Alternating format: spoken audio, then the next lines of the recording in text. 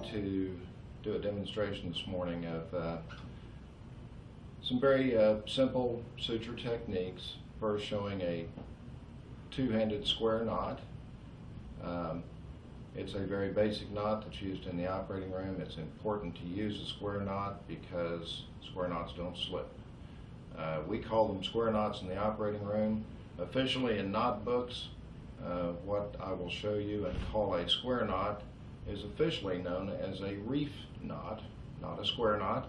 But in the operating room and among surgeons, you're going to hear this described as being a square knot. Again, the advantage of the square knot is it's got a very good breaking strength, and the most important thing is that this knot will not slip once properly tied.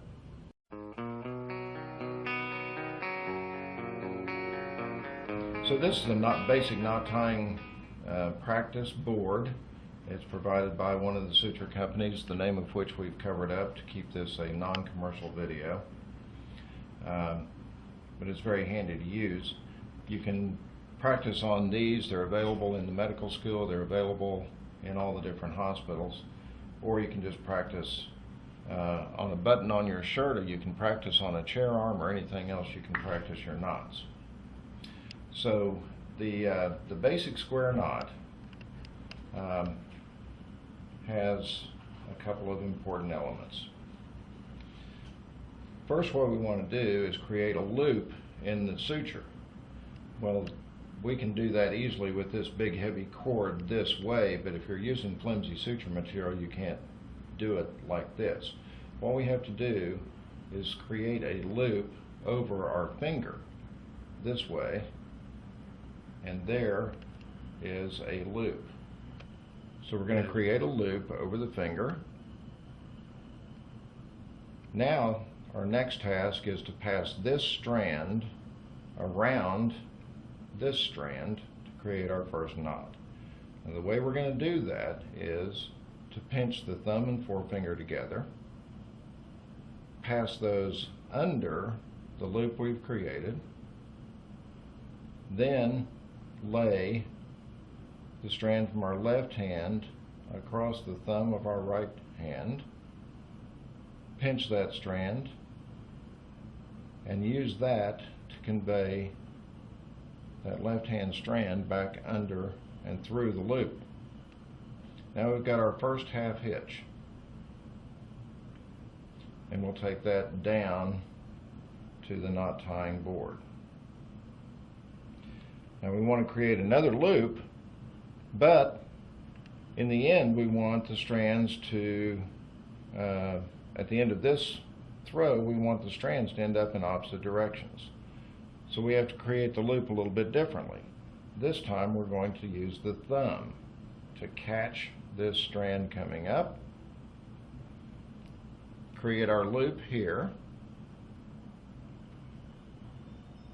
Once again, pinch thumb and forefinger together, pass that through the loop, and use that to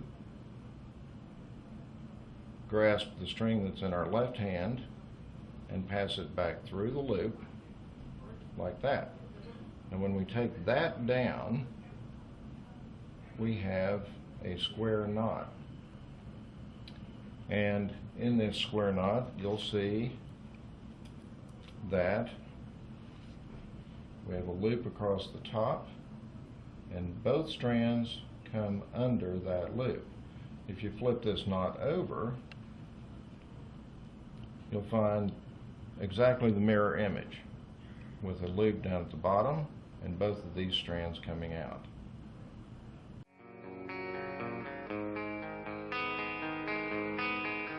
I guess one thing that I should point out is that this strand needs to be grasped with your fourth and fifth fingers up against the palm to give tension on this strand. So we're going to pick this up with our finger.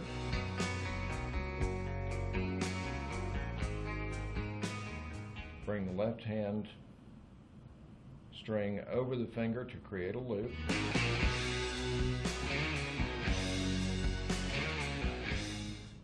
Pinch thumb and forefinger together. pass that under.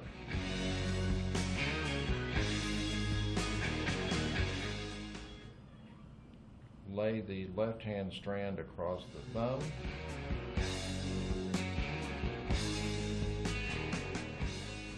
Pinch thumb and forefinger together to use to convey that strand through the loop.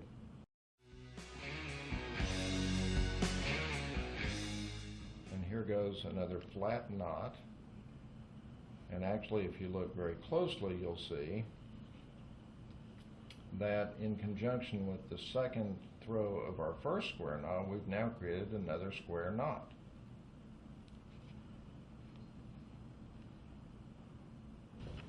So now we've given a little introduction to knot tying, and if you've been tying some of these as we've done this, you found that it's probably not as easy as it looks. Of course, the way for any technical skill to become easy is practice. Repetition, repetition, repetition. There's one very important thing about learning to tie knots, and it applies to all kinds of technical skills. That is that practice makes perfect, but imperfect practice makes for imperfect results. So as you're tying your knots around your bedpost, around your chair arm, around your button off your jacket, take the time to look at your knots and make sure that they're going down correctly. What you don't want to do is develop bad habits by imperfect practice. If you practice imperfectly over and over again and ingrain bad habits, it'll be very difficult for you to break those habits. So especially early on, carefully check every knot. Use large enough suture material so that you can actually see the result of your knot. If you're using very fine suture materials, you can't see what's going down. So bite the bullet, swallow your pride, use large materials to practice your knots initially until you know that you're getting the right motion each and every time. Then you can move to smaller and smaller suture materials to practice your knots. And have fun. We look forward to seeing you on surgery rotations in the future, and you can dazzle us with your knot tying abilities.